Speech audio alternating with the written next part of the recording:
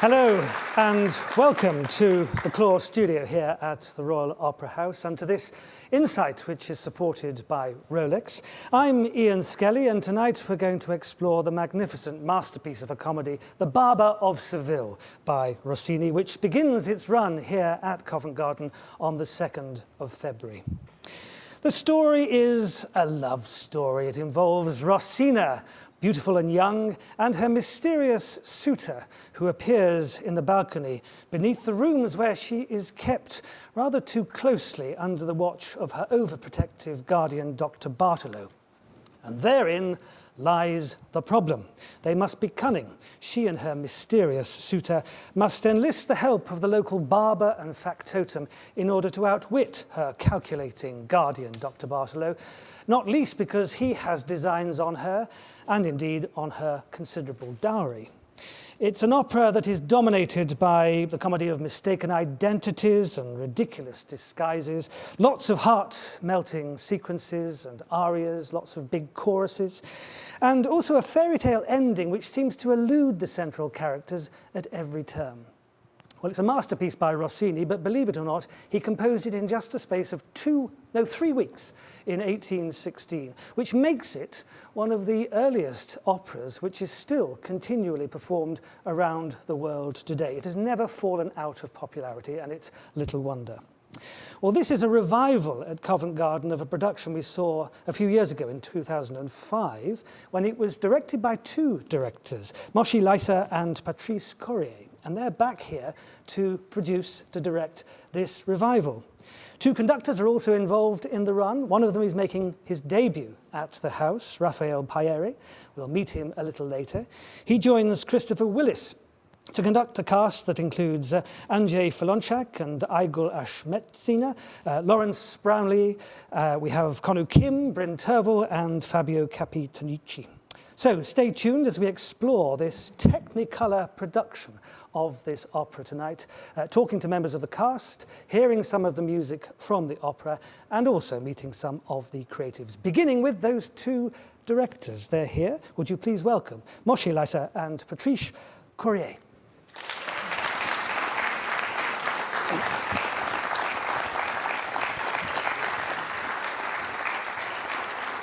Good to see you. Good evening. Very nice to have you both here. Thank you. Welcome back to the Opera House. Thank you. Were you last here doing this production, or was it something in between? I think something in between. Probably Butterfly, a revival, something. Yes, and it's a very special year for you this year, is it not? 40 years, I heard a whisper. I had no idea.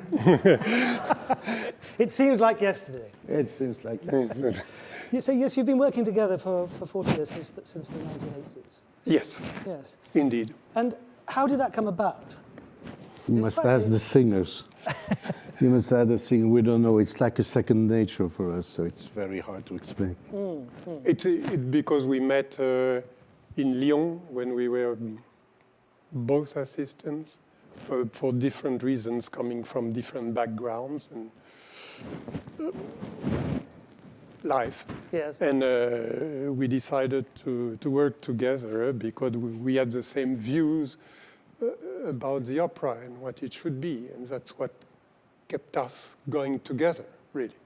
And you always have the same views, or is there a nice creative tension between the two of you? No, we always have the same views about the ethics yeah. of what opera should be. After that, there are lots of discussions. There's a sign. So technically speaking then, how do you work? Who does what when it comes to building a production? Patrice does stage right, and I do stage left.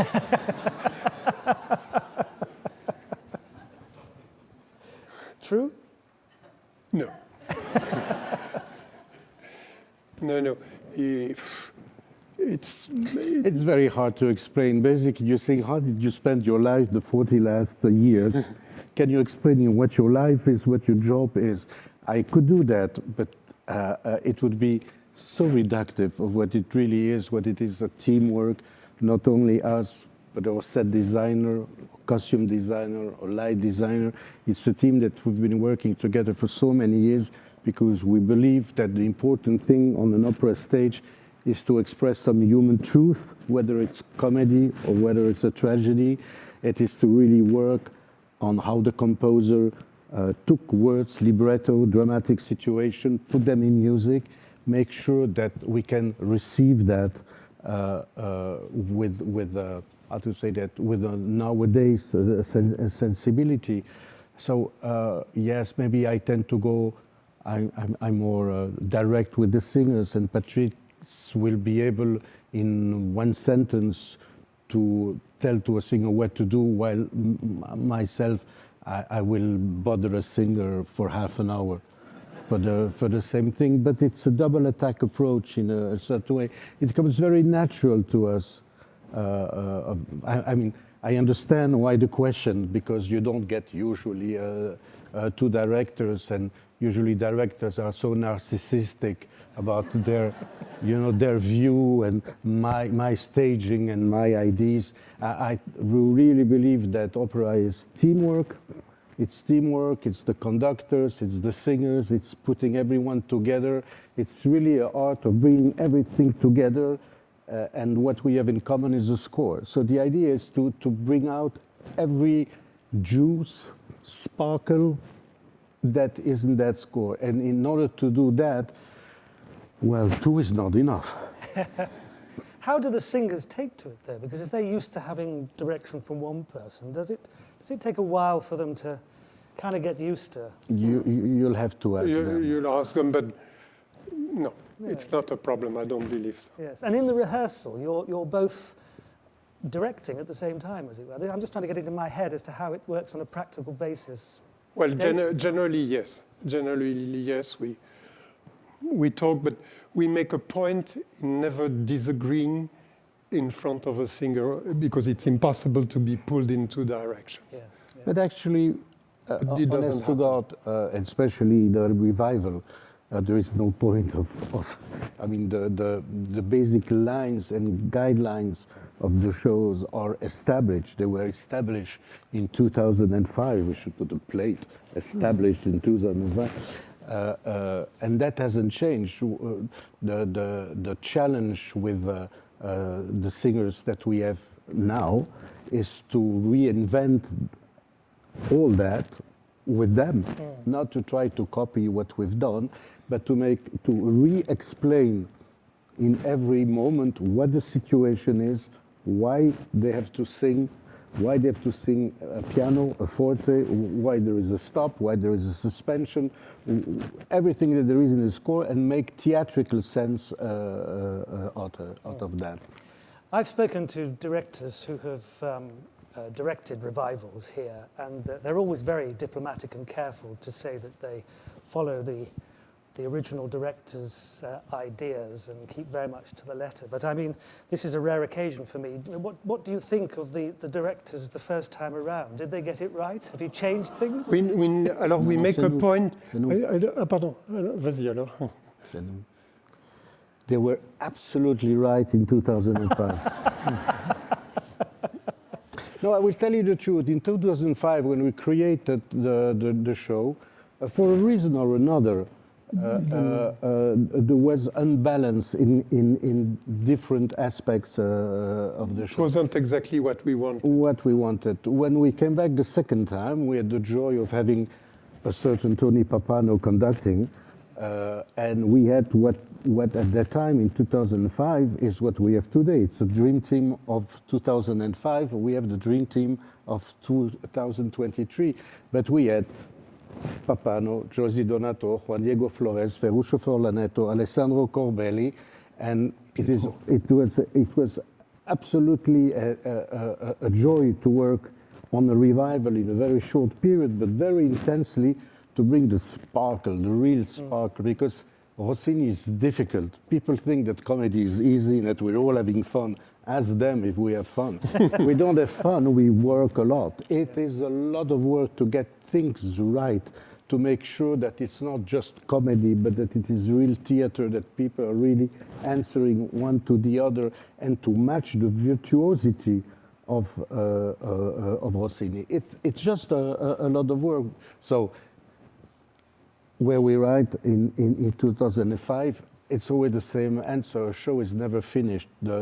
We achieve a certain point in working on that piece in 2005. We were very happy of the revival of 2008. Even Joyce broke her leg on opening night. But that was interesting.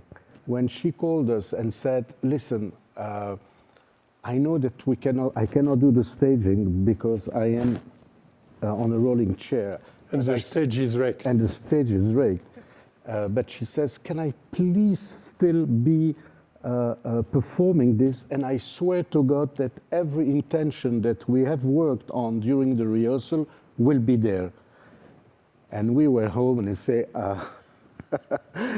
Joyce, we're the worst person to help you there. I have no idea how you do that. You do whatever you do. Boom. And 2 days later, Tony Papano calls us to say, you should see the tape we've done on that. We should do a DVD because it's incredible. And it was incredible because, of course, Joyce is Joyce, but what was wonderful that even in different places, the intentions, the relations between all the characters were absolutely what we have been working all the time. And I must say that in preparing the revival of this year,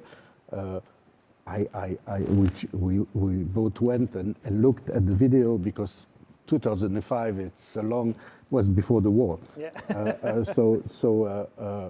I was really impressed by the quality of every singer and the generosity and the coherence. Of the demands that Rossini puts on you and on the singers.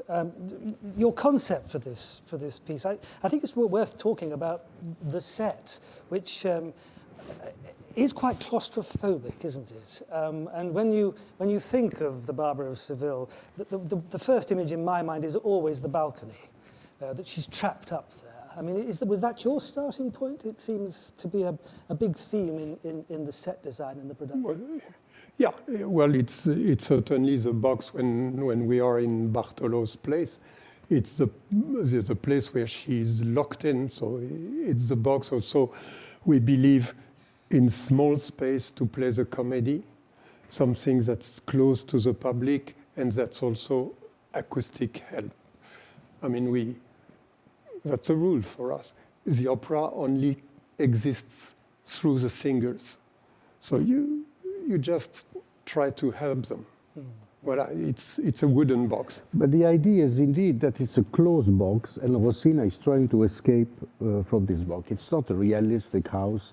It is a theatrical space where everything will happen. When you need staircase, when staircase arrive, when you need a window opens. When you need the door, there is a door. But it's not realistic. It's not a documentary on Seville. But it is a documentary on all the relations that, even if Rossini had to change a lot, are still based on Beaumarchais. It is a play by Beaumarchais, and we must know, especially in this country, that by the time Beaumarchais wrote that was 3 years before all the aristocrats were beheaded. So that the relation between Figaro and Almaviva, when Beaumarchais writes all the weight of Figaro that has to help Almaviva because he needs the money, the relation is not ha-ha-ha comedy. The relation, it is a relation of, I'm in love, you're going to help me, I'm going to help you. If you pay me, I don't trust you, I don't trust you, let's go. And does Rossini keep to that? And of course Rossini keeps them. Yeah, of course, cut in the play because the censorship in Italy was very strong at that time. But the spirit and the relationship is there, totally. And what about the colours? Because we have some shots of some of the sets which are just behind us. It is a very colourful set, a very colourful production. The costumes are very bright as well. What was your thinking there? Oh, we thought that to have everyone in grey and in black for a comedy would be a very sad thing to do, don't you think? No, it's also, we believe really that, the color brings energy. Like like this music does. I mean, you need so much energy to perform it, and the color certainly helps.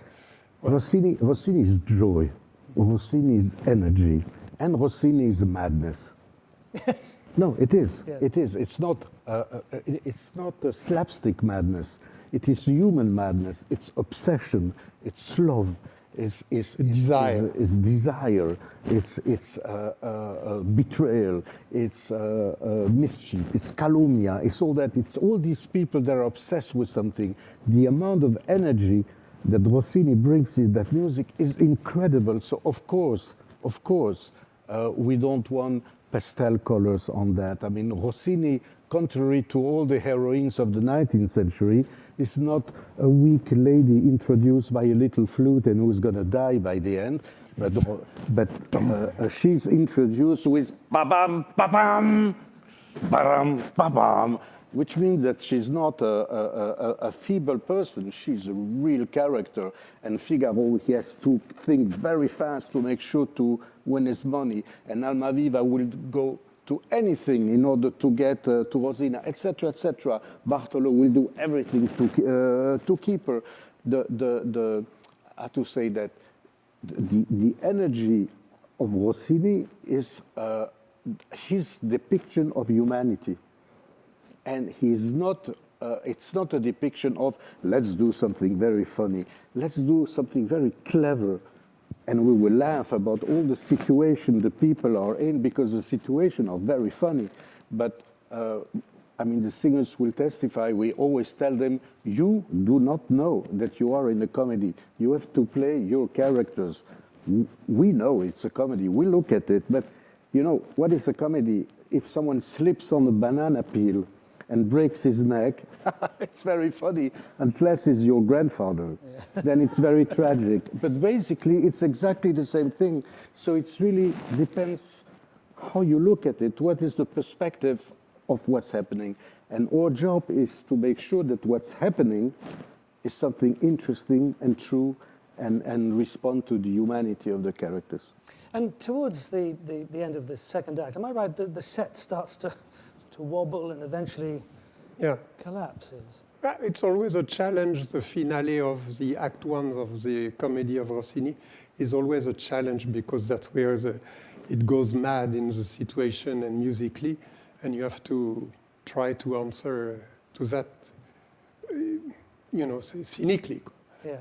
Yeah. Well, so it's always that, you know, we have done quite a few Rossinis. It's always a question that we are asking ourselves: how do you bring it to the extreme of madness? They are talking about the fact that their head explodes because of the situation, and everything becomes a turmoil. So it seems again like the logical thing that the set would accompany this. that the set wobbles, goes up and down, so that we understand what the vertigo is of all these characters, that at that point has a very good theatrical reason to go, I'm going crazy here, I'm going to explode. Every one of them. What I so admire in Rossini is that his attention to the libretto is so precise. The libretti are always so coherent.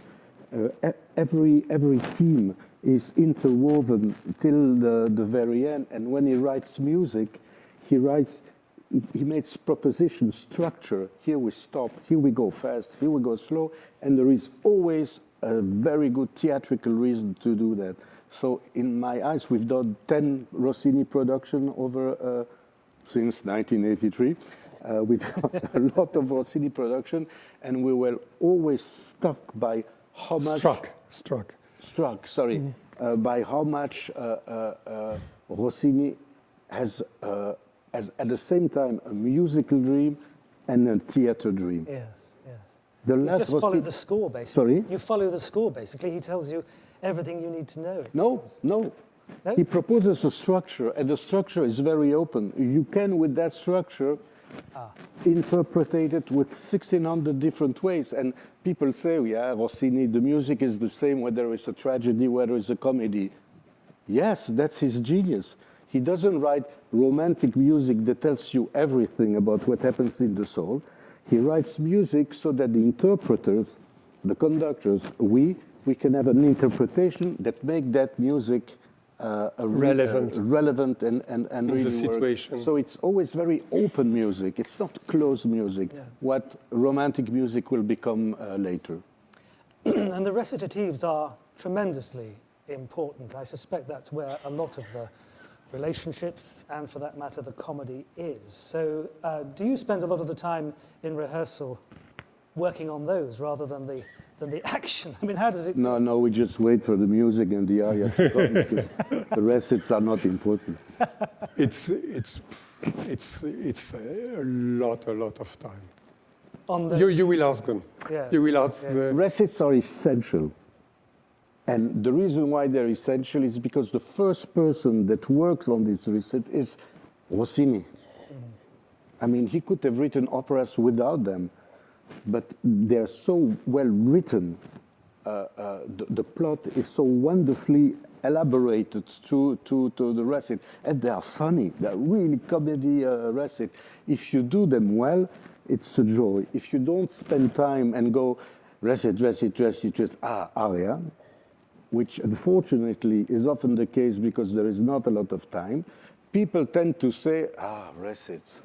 And it's hard for the singers because it's an extra concentration of saying the word and all that. You don't have the help of the orchestra and the line to bring out the meaning. You have to produce it by yourself. And also in the recit, you can do them slow, fast, stop, believe in it, lie.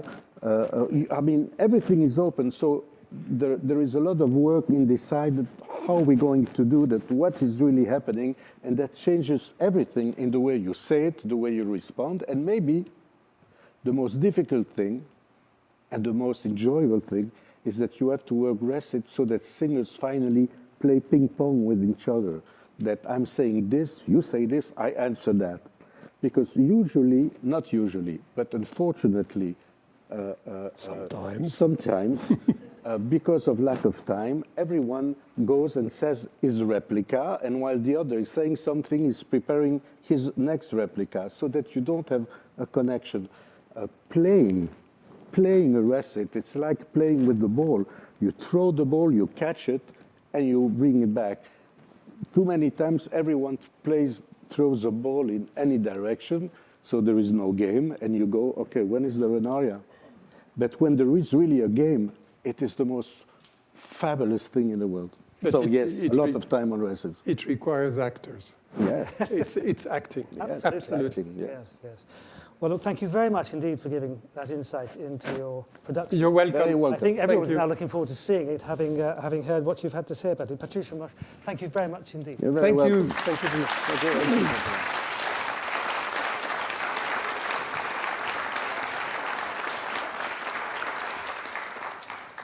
Well, we've heard about the production and we've heard a little about the music. Let's talk a lot more about the music now. And who better to guide us than one of the conductors who will be guiding the entire cast through this production. As I said earlier, he's making his house debut here in this production. Would you please welcome Raphael Payare?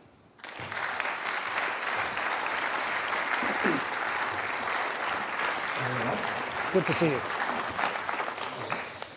Welcome to Covent Garden. Thank you very much. Very much looking forward to your debut. Suffice it to say, you're not new to opera, are you? No. Do you know how many you've done so far? A few, maybe 5, 7, something like that, along those lines. Yeah. I've followed your career for a long time, and okay. so I know of your work with symphony orchestras. I mean, going right back to the days in Venezuela. Were you actually a product of the Sistema system? Yeah. Yeah, since the very beginning. Yeah, absolutely. Yes. What do you play? I used to play French horn. Right. Yes. Yeah. And then from there, you've been everywhere, haven't you? I mean, I know you from the Ulster Orchestra, for example. Yes, indeed. Yeah. That was my first orchestra was actually the Ulster Orchestra in Northern Ireland, and I have 5 wonderful years with them. Yeah. And you've also worked with some pretty remarkable conductors in the Opera House. Daniel Barenboim, for one, and who else was I thinking of. And with learning Mazel as well. Yes, and Barber, of course. Yeah. Yes, yes. Yeah. What do you learn from people like that when it comes to conducting an opera? Oh, pues everything. And the way they work, the way they work with singers, their approach to the music, how they could interact with different. As we know, the opera is a rather remarkable big machine, that there are many things happening at the same time. So you are not only have to put yourself in the score for the musicians, but you have the singers, you also have the cast, you have the lighting, many things happening. So it was wonderful to see, especially I saw a couple of things with Maestro Barber in at La Scala and as well at Unter den Linden. And it was great to see the different kind of stages of everything. So it's, I take that as a sponge for a lot of information for myself. What's your role in rehearsals then as the conductor? Well, we have, at the beginning, we have a musical rehearsal, so we kind of set up the tempo. We work out, okay, what is the way that we want to have. I hear how the singers want to do their areas, what is the tempo. We find a middle ground, and then we start the work with the wonderful, and now my first time working with Moshe and Patrice, but to see them explore the characters and the nuances and many different things, and I'm just there, just staring at them. But does that process change your view of the music? I mean, you must come in with a certain idea, and then you work with directors and you think, oh, I never quite saw it that way. Well, not really, because the whole idea, of course, you have your mindset with the music is going to be, but the music doesn't stop in there. We're trying to produce one performance from the beginning to the end. And if I only, let's say, worry into my things, you are going to get just vertical. And you need to have something from the beginning to the end to complete the full voyage. So it's just absolutely wonderful. And this may be a rather silly, naive question, but is there much of a difference conducting an opera than conducting a symphony orchestra? I mean, you've got the orchestra there, but you've also got these guys up above you, and the whole production in your head, which must add a certain extra layer. Yeah, it's different for sure. I mean, with symphonic works, a completely different way of approaching. Of course, also the time of rehearsing is not the same at all. You will perform a symphony, and if you're lucky, you might have 4 rehearsals, including the dress rehearsal. With the opera, you will have a lot of time when you're lucky to being able to develop many more things, because there are many more things happening at the same time. And like in every single concert and every single performance, everything is always different. Even though the message is the same, some things could always happen, and that's the joy of actually reacting with what is happening. And you could see a singer say, you want to go to do it this way? Okay, let's do it. That we could have this kind of dance all together, and the musicians are just going to be there, like, okay, help us dance together, You're not just reading the score, you're actually watching the stage as well. And when you get one of those great scenes at the end of Act 1, for example, where, as we heard, all their heads explode. I mean, I imagine your head's on the verge of it. Oh, it's wonderful. I mean, especially Rossini, like Moshe was saying, is so full of energy, but it never stops. So you get this whole thing, but the end of the stretta is really, really long at the end of the Act 1. But it's like having a magnum bottle of champagne, and you could feel how it's just going to about boom, and it's just explode. It's just phenomenal. It's great. It's very taxing, but it's fantastic. Yes. And Rossini, I mean, it always strikes me that of the great Italian composers, he's the one who's the most rhythmical somehow. Rhythm is absolutely at the heart of this, and of course so married to the Italian language, which is again very, very, very precisely rhythmical, isn't it? Yeah, and the thing with him as well is that it is very interesting because he relies with the libretto and also give the opportunity to the interpreters, the singers, to do something with it. So it is always very virtuosic, and you might think, he's going to say the same. But no, it gives the opportunity to singers to actually come and shine in a completely different way. And then it just changed the line and gets from something that you thought that it was, that was absolutely hilarious, to something that serious, And that's the brilliance part of him. He seems to have sort of developed and then worked to a formula, seems to me. Is that fair to say? Yeah, absolutely. What would that formula be, would you say? How would you break it down? No, I don't think you can. The whole thing is that he knew exactly how to showcase humans as it is. I mean, because the situation, as ridiculous that might be, you could relate. Somehow you could feel it and you will know it's like, oh, but then it should be that, and then there is a plot twist, and it's like, oh, I wasn't expecting that. And it makes you laugh, but at the same time, you are still believing in it. While at the same time, you have the singers going into the most wonderful, virtuosic way, the orchestra going nuts, and the job for the directors and set design making something completely mind-blowing for the eyes. So, yeah, I guess that's the whole formula over there, yeah. He sort of developed bel canto, beautiful singing. Well, didn't yeah, he? yeah. So where does that put the orchestra? I mean, what's the score like for a player, would you say? Oh, it's very taxing because the orchestra, when the orchestra plays, is never really just relaxed. Even though they are accompanying the singers, it is all the time the tension in the rhythm. It's phonically.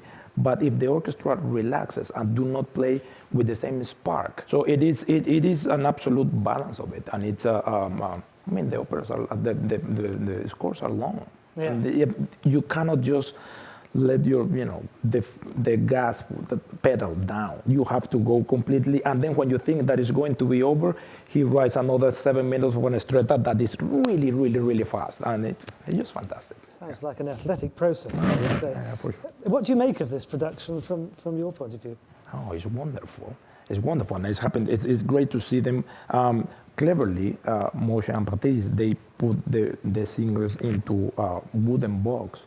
So the issue that sometimes is a very, very hard issue that is balance is not going to be a problem in there. You can hear. So they would be able to do the any kind of nuances and dynamic that is going to be there and it's going to be supported. And the orchestra could also play because sometimes in bigger theaters or sometimes productions that are too sparse, then the orchestra cannot really play and the singers are killing themselves trying to just being able to be heard. But in here, the match is wonderful, actually, and well, you have to come and see it. Yes, I will. Don't you yeah, worry, I shall. Yeah, I mean, when did you first come across this opera? Well, I mean, as the entirety completely, I did a production in Glyndebourne, 2019. That, of course, before you always play in an orchestra, you always play the overture, you always have some areas here and there, but completely itself, I did it in Glyndebourne in 2019. Yeah. And are there particular points in the opera that, from your point of view as a musician, you particularly adore? Oh, the whole thing. But it's, I mean, you cannot pick it from one piece or the other. And it is wonderful to see that the scena finale from this is like, not musically, but in relation to like the finales of the second half of Nozze di Figaro.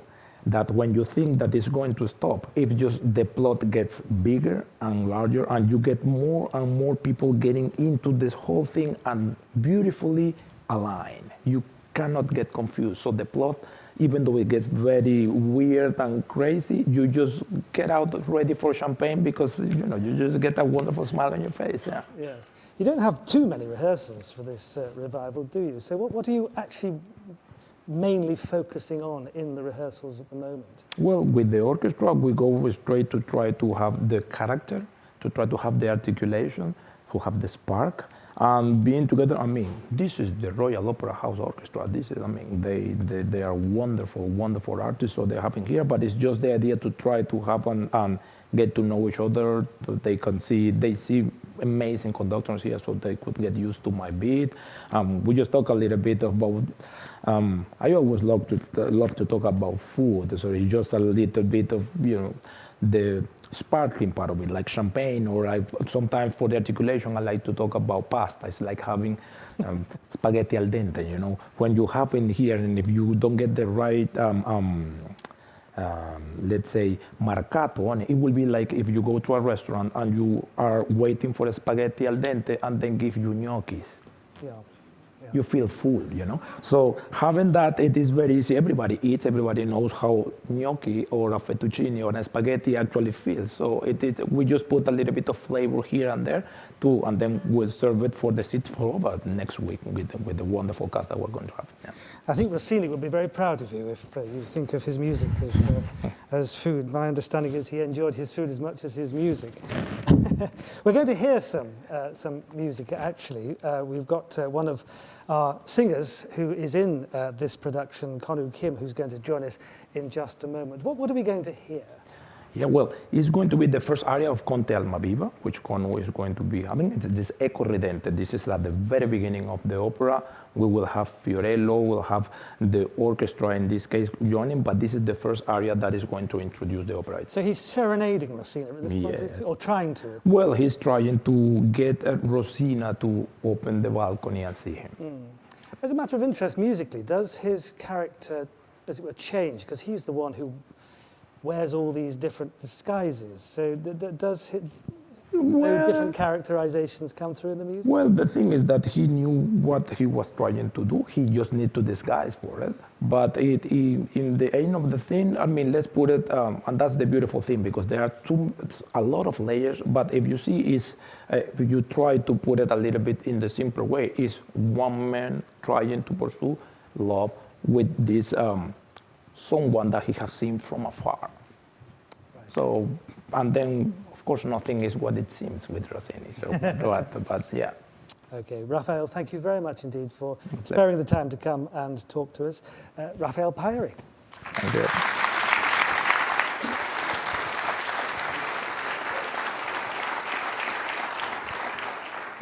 So as I say, we're going to hear some music now. We're going to be joined by tenor Konu Kim, who sings the role of Count Almaviva, as you've heard. He's going to be accompanied by a Yetta Park artist and repetiteur here at the Opera House, Andre Calagaro, on the piano. So without further ado, would you please welcome them to perform this first aria from the opera?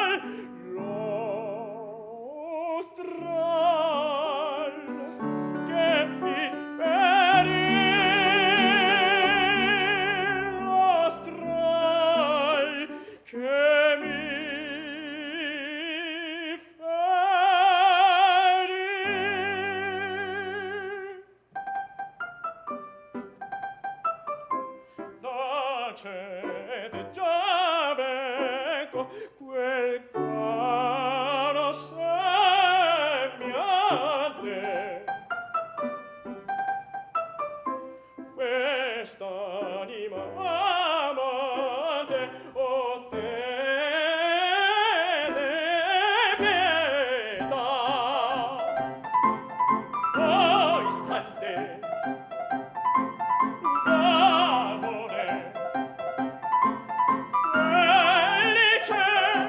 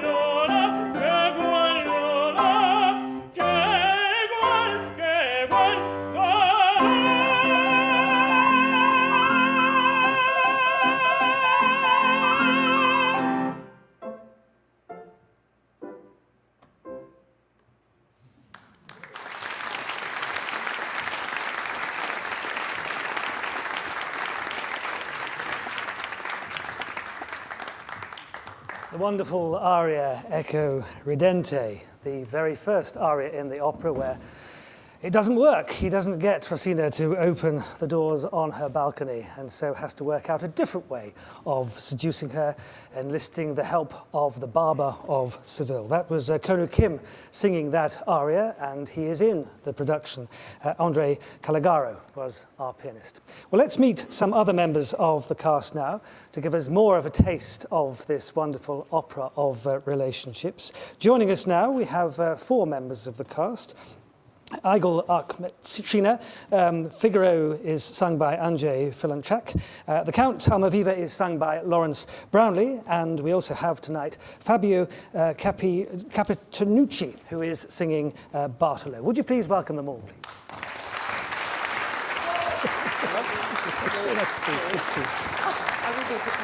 Oh yes, we're singing it. It doesn't really matter where you sit. Thank you all for joining us after, I know, a very long day of rehearsals. I thought, actually, rather than get confused, not least because you've sat in different places, I get you all to tell me and the audience which part you play. Lawrence, first of all, who are you? I will be singing the role of Count Almaviva with the Konu. Right, okay. In all of the disguises, of course. Yes, all of them. And I'm Rossini. let me guess. That was easy. And then we have? I'm Don Bartolo. And we have? And I'm singing the Figaro, role of Figaro, with all of the wittiness. Yes, indeed. And I think this is a rather special occasion for you, isn't it, Andrzej? Absolutely. It's very, I'm very happy to be back here. I have a long, maybe not so long like the others, of course, but I have a great story with this theater, and I love the city, and I love to be back here every time. And what is it about this particular role that appeals to you? I also have a long story with this with this part, and I sang it already a few times, and I really like it. I think that it suits my voice, it puts it in the right place, and I feel very comfortable in it on stage. Fabio, you sing Bartolo. Yes. This rather, I always think he's rather a complicated figure, really. He's terribly scheming, isn't he? He's calculating, but he's in love. In love, Bartolo. Bartolo È innamorato. love Rosina for interest. He wants your Money. yes. And but in this production, particularly, Bartolo is a real person with all his weaknesses, obsessions, and all the thing of the people in the which sorry for my English all the mi puoi aiutare il mio amico? Sì. Le cose della vita umana, insomma. The things of the natural, the human life. And so Bartolo is someone, he wants the things that everybody wants, essentially. Yes. So he's fighting against frustration Yes. all of the time. At the beginning, Figaro give us a description of Bartolo, like a man grumpy, suspicious, and old man that wants money, Rosina money. But in this production, we are another things, like humanity of Bartolo, this old man. Yes. And what about you, Igor? You're not just a sort of pretty face, are you? I mean, you've got fire within you here, haven't you?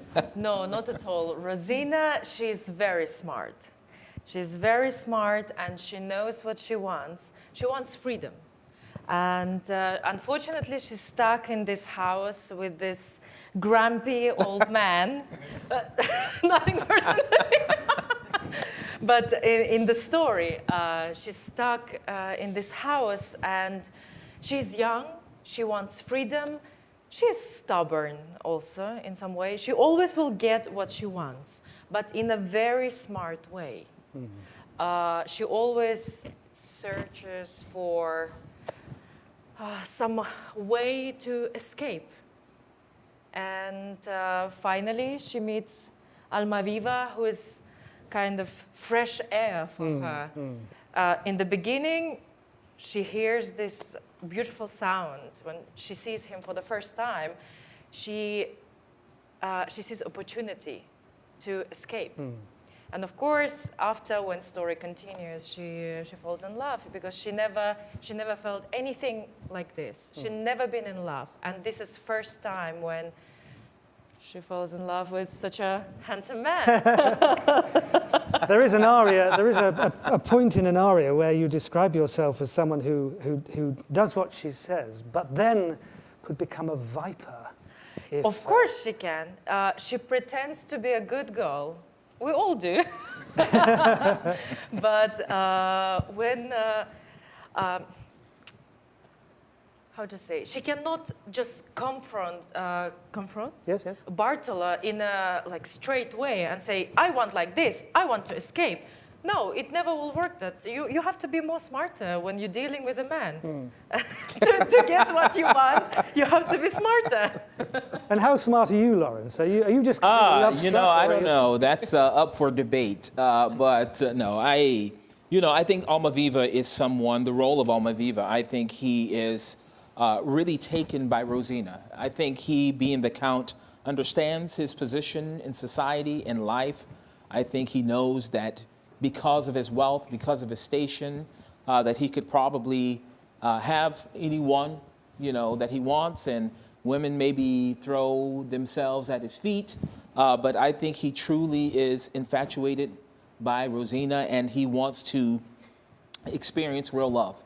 And I think he comes to the beginning and he says, I don't want her to fall in love with my riches or my title, but the person that I am. And so I think he is sincere in his pursuits of Rosina, and I think he's very eager to get close to her to see if she is someone of a true and sincere heart and not someone who's just out. So it's interesting, isn't it, For that money. Rossini creates this set of scenes where the barriers are there. You can't get at her. Yes. It's so integral to your motivation, really, that you've got to get over those barriers. Yes, but I think it teaches you that you really have to work for it, something that you want in life. And so, again, speaking of someone of a certain class, if it's things are usually easy for people, they have access, they have entree to things. And so the fact that he has to work to get into the house, to get close to her, that he has to employ the services of someone who's wittier or smarter than he is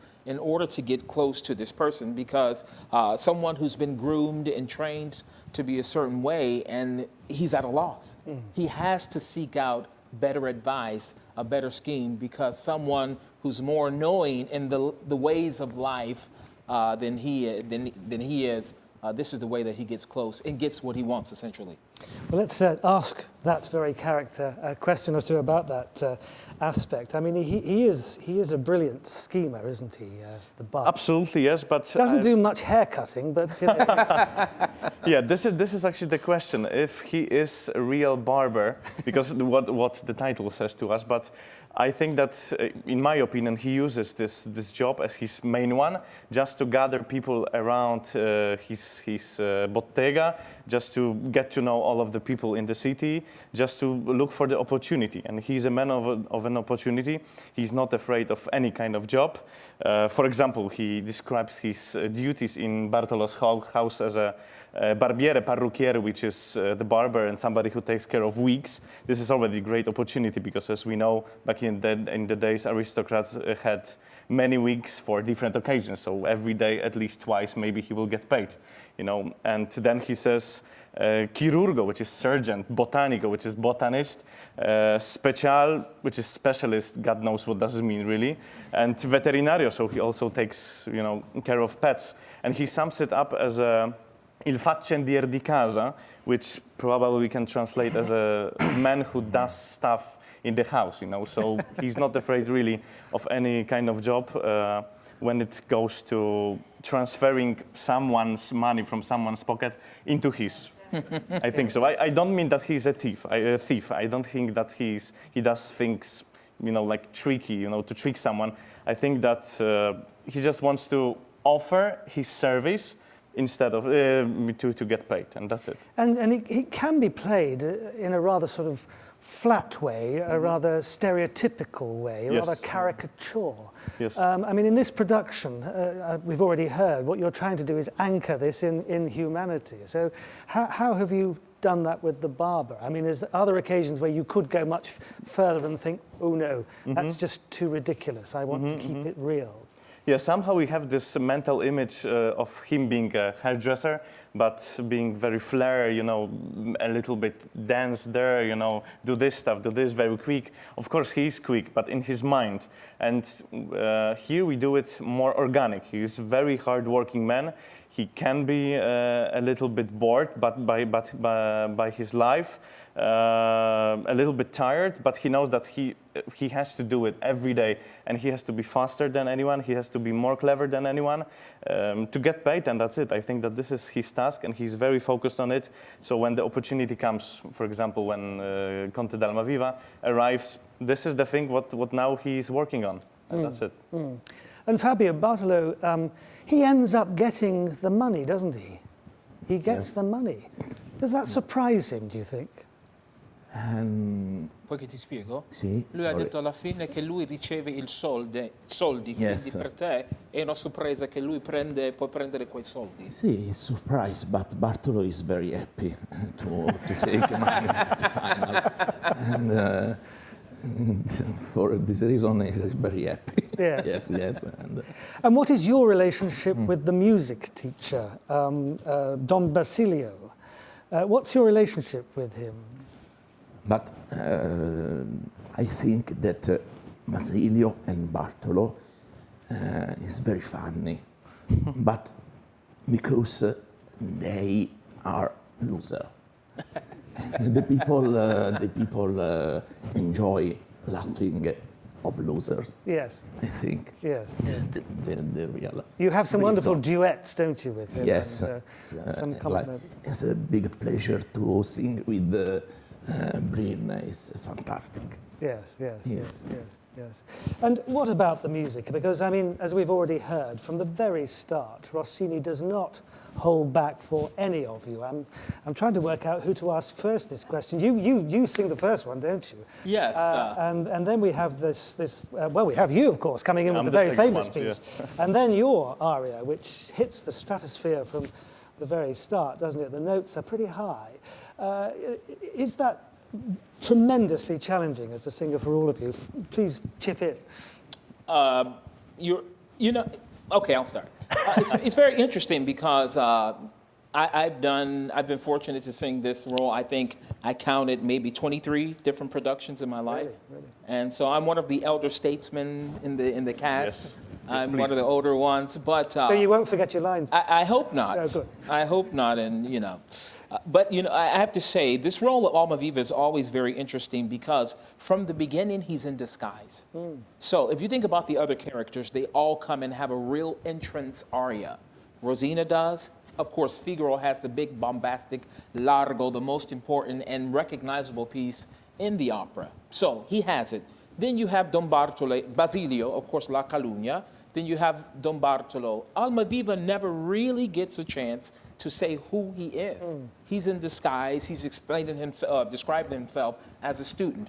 There is an aria that's sometimes done that really later on gives an opportunity for him to say who he is, but that's not how it is, that's not a situation that the rest get. Everyone else gets that upon arrival. So I think that Almaviva is always swimming upstream from the beginning because he doesn't have that chance. Rossini doesn't necessarily give him the opportunity to establish himself. With the aria Ecco Ridente, which is Konu sang it wonderfully, but it's fiendishly difficult. People think that it's just a walk in the park, but it's not. It's difficult, and it says a lot, but the payoff, the way it ends, brum, brum, brum, brum, it seems like you do a lot of work, not for nothing. I'm not saying not for nothing, but it's different in the satisfaction, I think, all the rest of the people get with great finishes for their aria. So the tenor has some work to do, I think, from the beginning to try to get his feet, to get his standing correct. Yeah. Are you complaining now?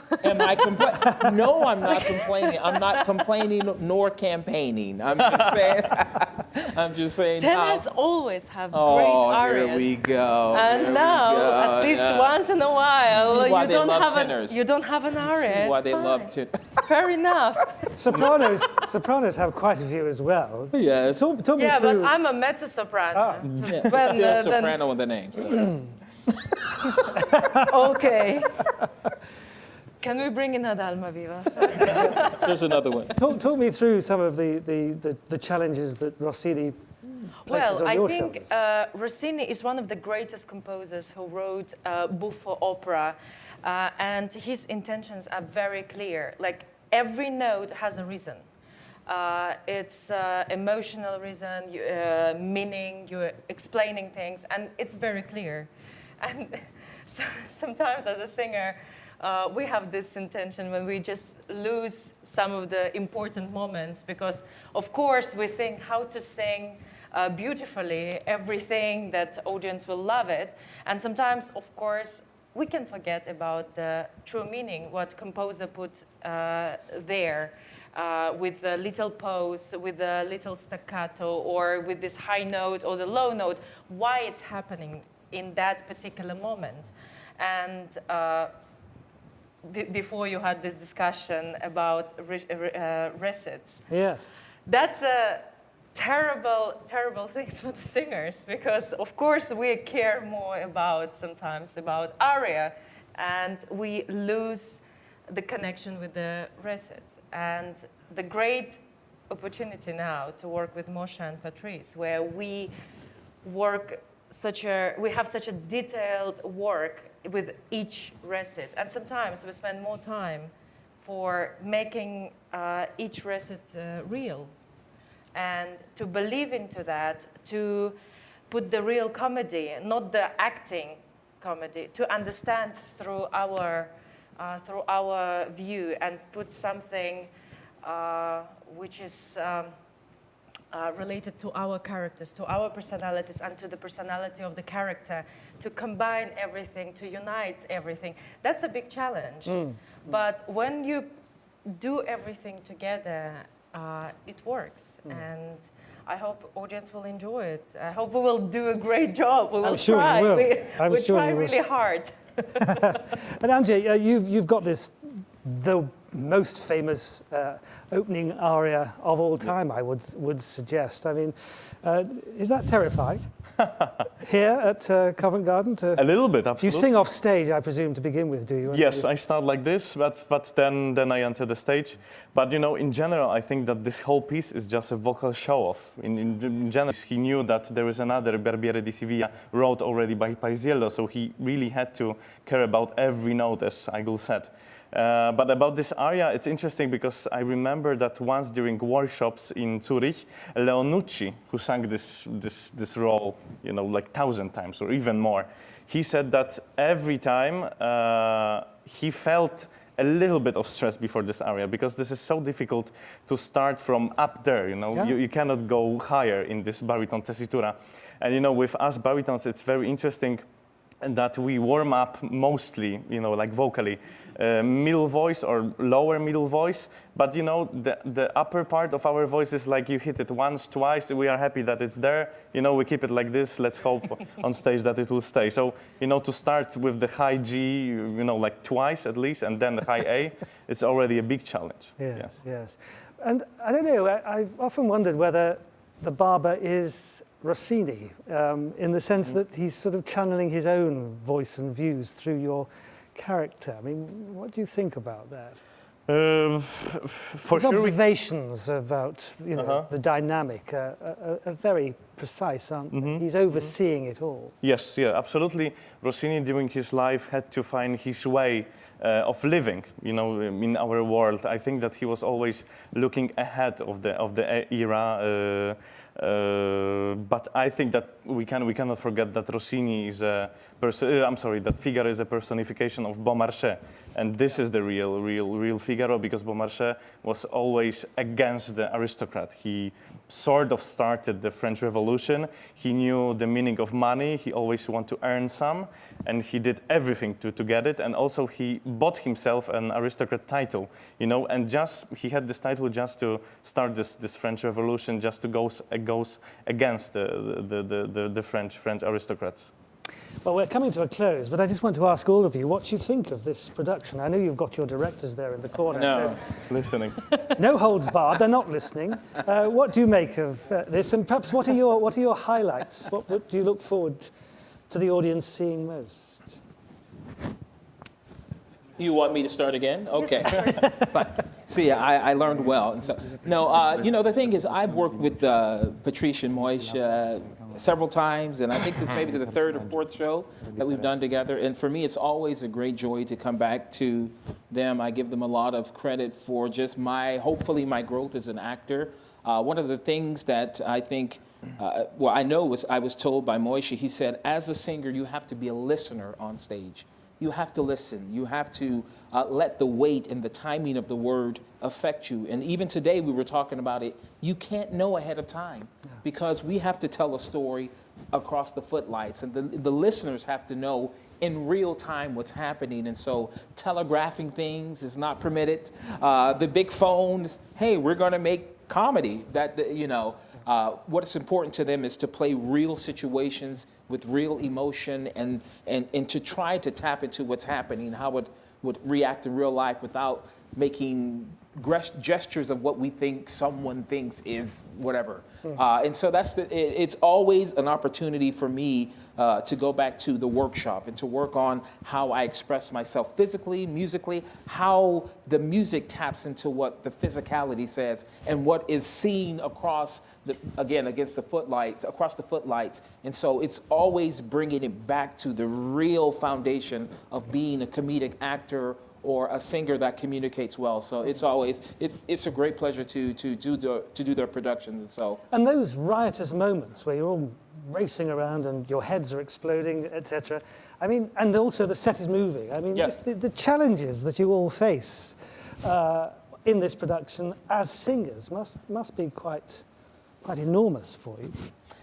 It is. I don't want to take all the time, but I think it's fun. Like it's fun to have challenges in the production because it gives us opportunity to grow as an artist, and I think in this particular production, it's always about teamwork.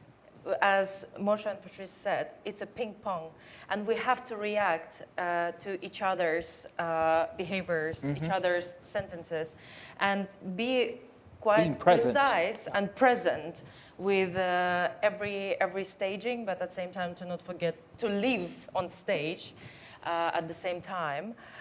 And I think audience will love it because it's very interesting to see how we all go through lots of difficulties during the whole show.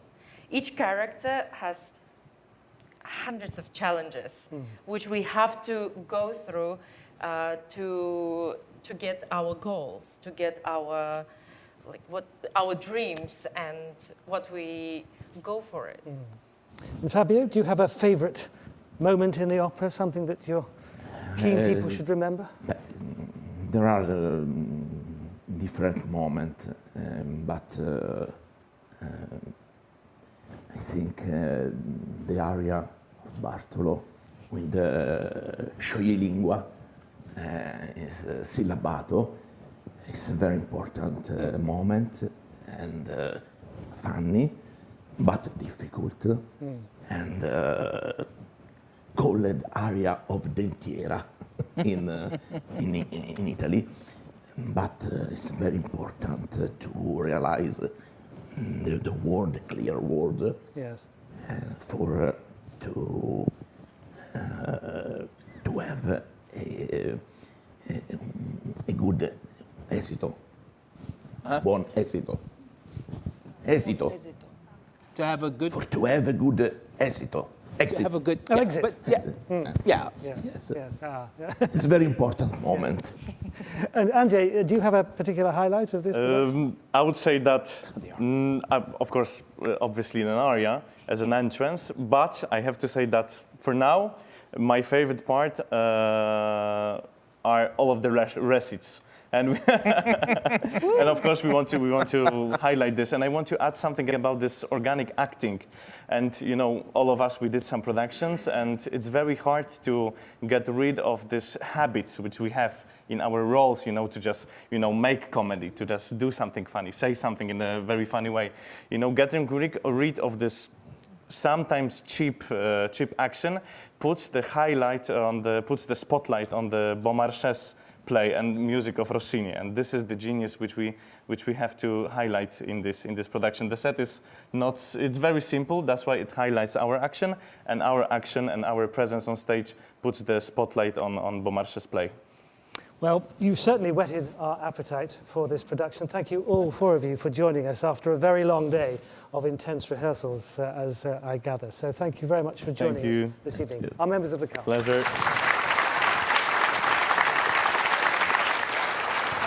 Thank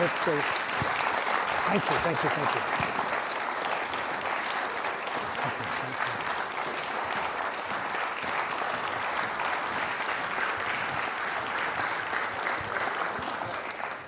Well, after all of that talk of this opera, I think we should hear just a little more music. And, well, what could it be? It has to be that one aria, doesn't it, that we've all been hearing about, the Largo al Factorum. And to sing it for us, we have Joseph Jongmin Ahn, who's going to join us. He's a fellow of the Yetta Parker Artist Scheme here at Covent Garden. And once again, he's joined on the piano by Andrei Caligaro. So would you please welcome them both for this fantastical aria.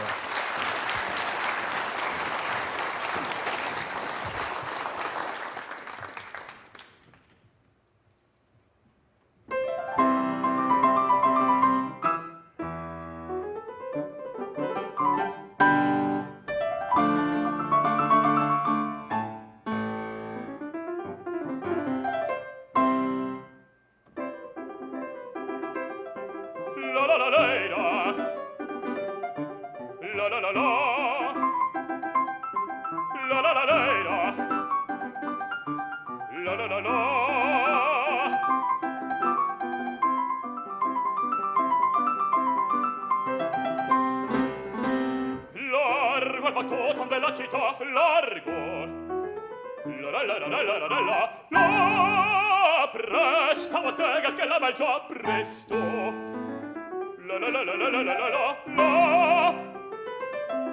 Ah, che bel vivere, che bel piacere, che bel piacere per un barbiere di qualità, di qualità. Ah, bravo Figaro, bravo, bravissimo, bravo. La fortunatissimo per verità, bravo. La fortunatissimo per verità, fortunatissimo per verità.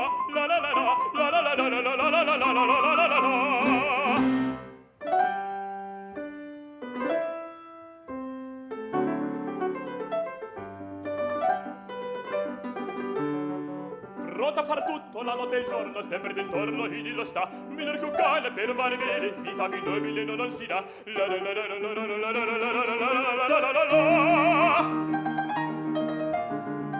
Raso e pettini, lanciate e forbici, a mio comando tutto qui sta. Lanciate e forbici, raso e pettini, a mio comando tutto qui sta.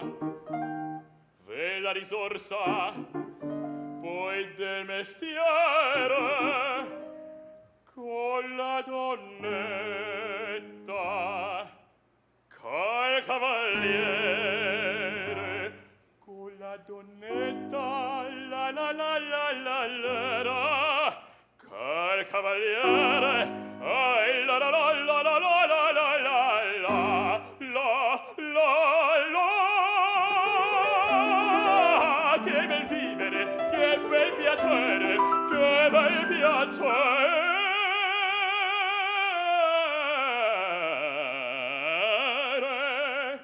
per un barbiere di qualità, di qualità. Tutti mi chiedono, tutti mi vogliono, donne e ragazzi, vecchi fanciulle, con la parrucca, presso la barba, con la sanguigna. Presto biglietto, tutti mi chiedono, tutti mi vogliono, tutti mi chiedono, tutti mi vogliono, con la parrucca, presto la barba, presto biglietto, ehi, Figaro, Figaro, Figaro, Figaro, Figaro, Figaro, Figaro, Figaro, Figaro,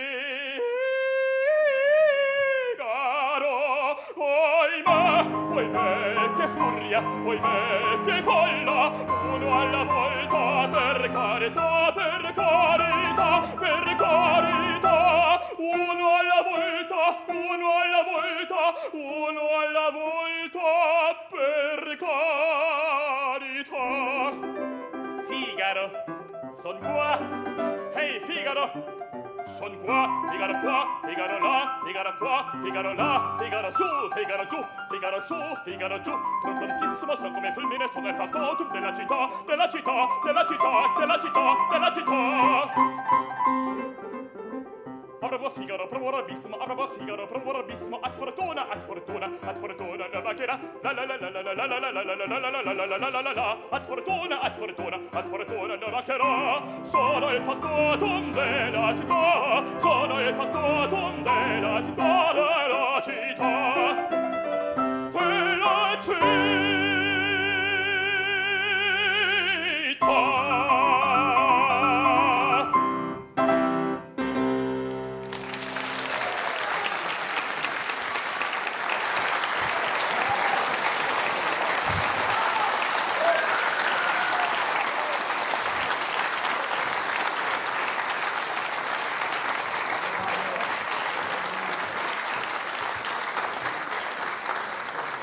Joseph and Andre, thank you very much indeed. What a spectacular way to end our evening. I'm afraid that is all we have time for this evening. The Barber of Seville runs from the 2nd of February here at Covent Garden. Closer to home, you can see it streamed into cinemas on the 15th and the 19th of February. Thank you to all of our guests. Thank you to our wonderful audience here in the Claw studio, and indeed for you for watching. This Insight has been supported by Rolex, and it just remains for me to wish you a very good evening. Goodbye.